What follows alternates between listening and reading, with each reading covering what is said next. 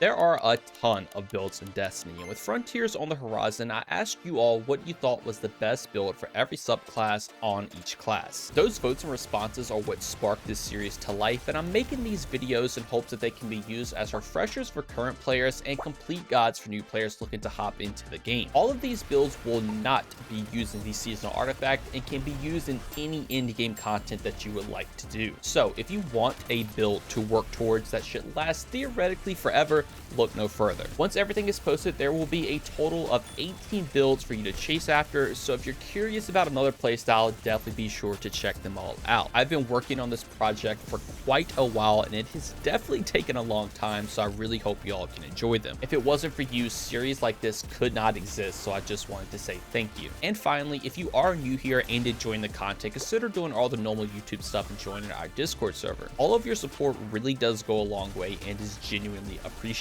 But without further ado, thanks for clicking on the video, and let's jump right into the build. All right, everyone, it's time to move on to the final solar build, and that's going to be about the Hunter. Solar Hunter is an interesting one because while it's not a bad subclass, you could almost argue that just running Prismatic can do what this does, but better. Now, with that being said, I think there are two different playstyles. With Prismatic Hunter, you do have to be a little bit more aggressive to take advantage of your survivability, whereas with something like Solar Hunter, you can play a lot more passively, and you could almost view it as kind of a support role. But if you do look at the two on paper, I do think Prismatic Hunter comes out on top. So if you want to see that build, I do have it on the channel. But if you want to see a different playstyle of that build, definitely be sure to give this one a watch. At the end of the day, if you need a high DPS build, both are going to do very well, and you should definitely choose whatever you're more comfortable with. All right, jump right into it. First off, let's take a look at our exotic armor, and to no surprise, we're going to be running the Celestial Nighthawk. It has the exotic perk Hawkeye Hack. Precision final blows reduce the cooldown of your super. Modifies Golden Gun to fire a single high damage shot.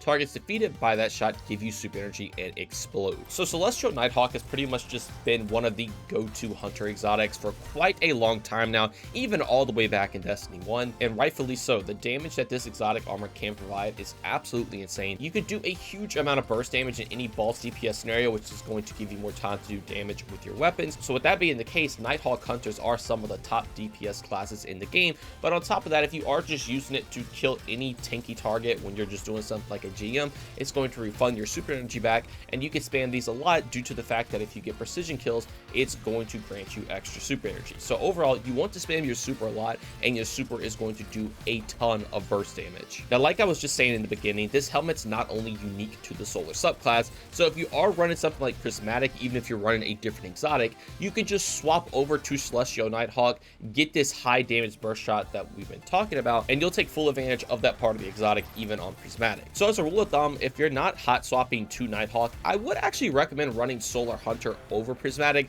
but if you are going to be hot swapping and change your builds around in the middle of the game, for sure Prismatic is going to be a lot better. You can still make the argument that even if you have Nighthawk on permanently for Prismatic, it's still technically better than Solar, but I think Solar does provide some really cool interactions with the other parts of this exotic that we'll talk about in the subclass. So jumping into the subclass, let's first take a look at our aspects, and our first one is going to be Knock 'em Down. So your Solar supers are enhanced. Deadshot Golden Gun has damage resistance, Marksman Golden Gun has increased duration, and Blade Barrage launches more projectiles, while Radiant Final Blows with your equipped throwing knife fully refunds your melee energy. So we're going to be running Marksman Golden Gun, so we're going to get increased duration. Now, while this isn't the craziest thing in the game, because with Nighthawk you pretty much already know the single target you're going to shoot, I guess it is a benefit if you do need a little bit more time to line the shot up, but that's not the main reason we're running this aspect. The other reason is that if we get a powered melee kill while we are Radiant, which we will be all the time with the setup, it will refund our melee energy. This is going to allow you to spam your melee over and over again, which is going to play a lot of benefits once we get into our fragments. Now, the next aspect is going to be On Your Mark. Precision final blows grant you and nearby allies increased weapon handling and reload speed for a short duration, stacks 3 times. Activating your class ability immediately grants maximum stacks of On Your Mark. So this aspect right here is what I was talking about that can kind of synergize if you are wearing the exotic 24/7, because getting precision kills is going to give you handling and reload speed,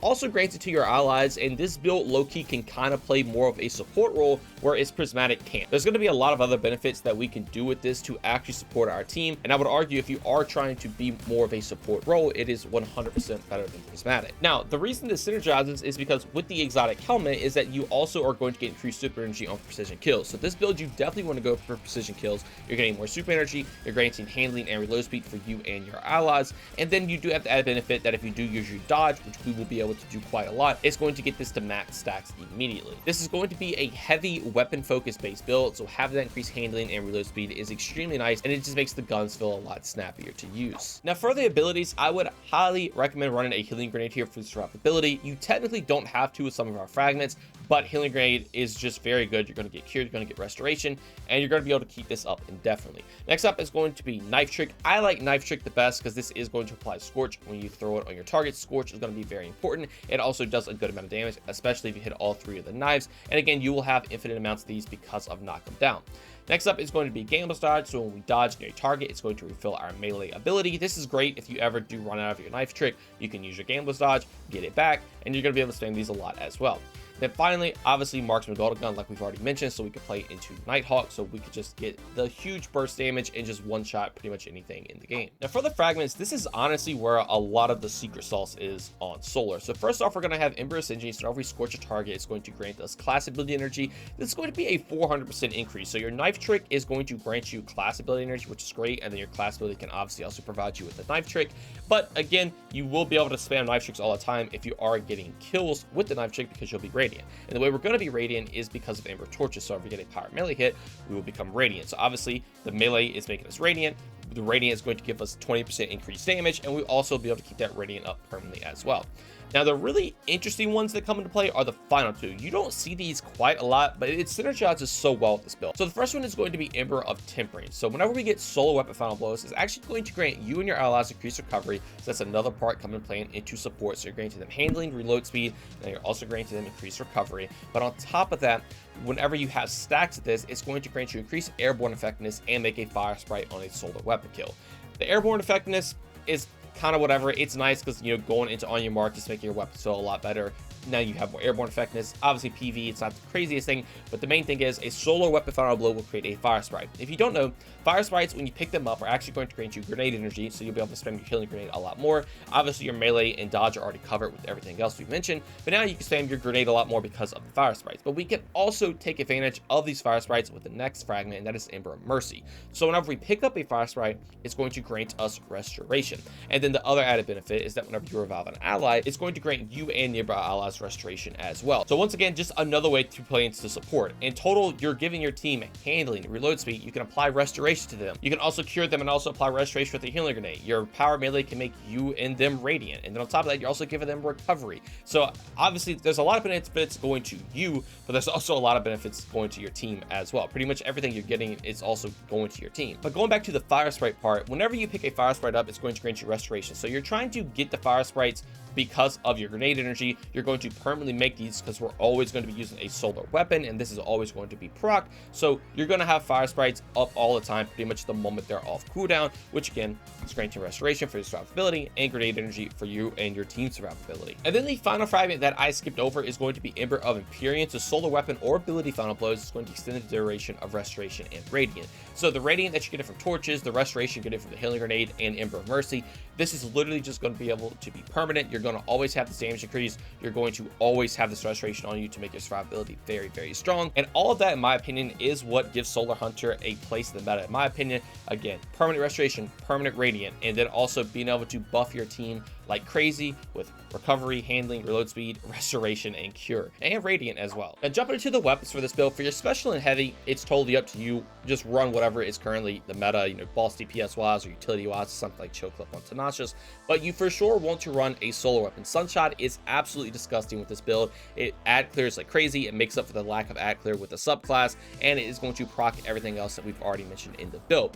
Now, if you want to run any weapon with something like Incandescent, you could do that as well, because Incandescent will play heavy into Ember of Singeing. But in my playtime, having your knife trick scorch is already more than enough for Ember of Singeing, so you don't need it too much. But just make sure you are running a solar weapon. You could even potentially run something like Still Hunt, so you can take advantage of the Nighthawk benefits that Still Hunt will provide. But just remember that you are playing into Ember of Tempering with these fire sprites, so you are going to want to get kills from time to time with Still Hunt, so you can make them to again play into Ember of Mercy and everything else, like getting your grenade back. And then for the stats of the build, definitely go with 100 resilience, because you're 30% damage reduction, 100 discipline, so you can throw your healing grenade a lot more often. You don't really need strength because you are going to be getting unlimited knife tricks with knock 'em down, and again, Gambler's Dodge can also refill it. So that's why I do opt in to take mobility as my final third stat, just so I could try to get that class ability back as fast as possible. Again, pairing that with Ember of Singeing, you will get it back extremely quick. And then for the armor mods, this is what I'm running if you'd like to copy them down, but as a closer look, I do like to run a harmonic siphon, so wrap soul of a final blows to make an orb of power.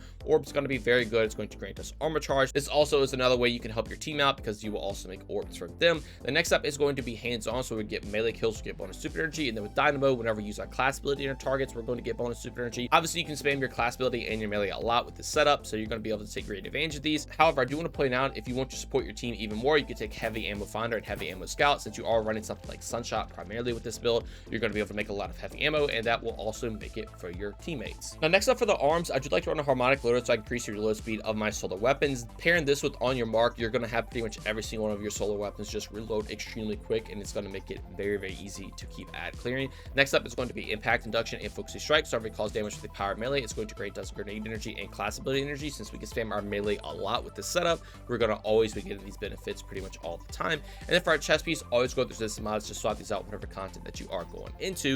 And then for our boots, I do take a recuperation and innervation and absolution. Recuperation will give you health when you pick up an orb, which is great for survivability. Pairing that with the restoration, it's really hard to die. On top of that, if you pick the fire sprites up, you will also get that restoration. Innervation, so when we pick up an orb, we'll get grenade energy. This again will play into our healing grenade for your survivability. And then absolution, so this will give us cooldown for everything. This will stack on top of innervation to grant you extra grenade energy than if you just were to run double innervation. So absolution is goated to take. On top of that, it also will refill your class ability since it refills everything, and the class ability energy that it does provide is 5%, whereas something like installation is 4%.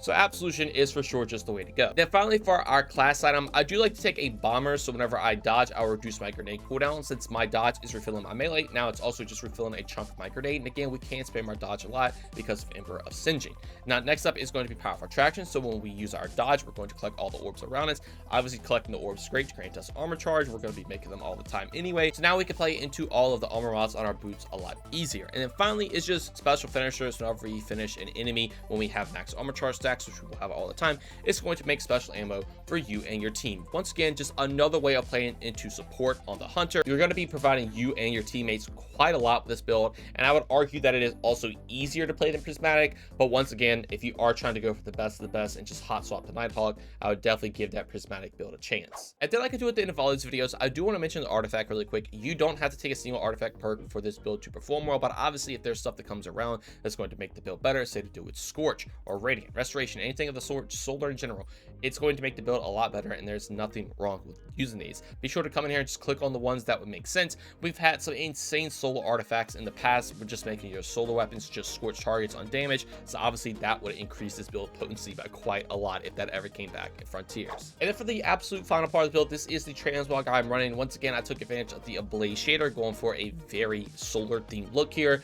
Did the exact same thing with the Titan and Warlock, and I went for a very pointy, I guess, hunter theme look here. Obviously, I'm playing advantage with some of the Nighthawk helmets. I have the giant sharp things on my shoulders, even some on the boots as well. But overall, I think the hunter did turn out looking pretty cool, and if you want to make yours look like this, definitely be sure to copy it down. But anyway, that is going to do it all for the Solar Hunter. Once again, I do want to reiterate, I don't think Solar Hunter is bad. I just think Prismatic Hunter is going to be better in some regards, and in most cases, I think more people are going to lean towards Prismatic. But once again, I do think Solar Hunter is a lot easier to play or maneuver around, and it also supports your team. So if you're more of a support player or you just want an easier experience, I would definitely recommend playing Solar Hunter, because you're still going to get the great benefits of the high burst damage of Nighthawk without really having to stress about playing super aggressive with things like Ascension, going invisible, and all of those sorts. And then again, the cherry on top is that your teammates are going to love you because you're going to be giving them so many benefits. But as always, if you are a veteran player and watch this all the way through, I truly appreciate it. I hope you learned at least one thing new, and if you're a new or returning player, I wish you all the best of luck putting this build together for yourself. Anyway, so that's going to do it all for me. I want to thank you all so much for watching, and I hope you all have a great day.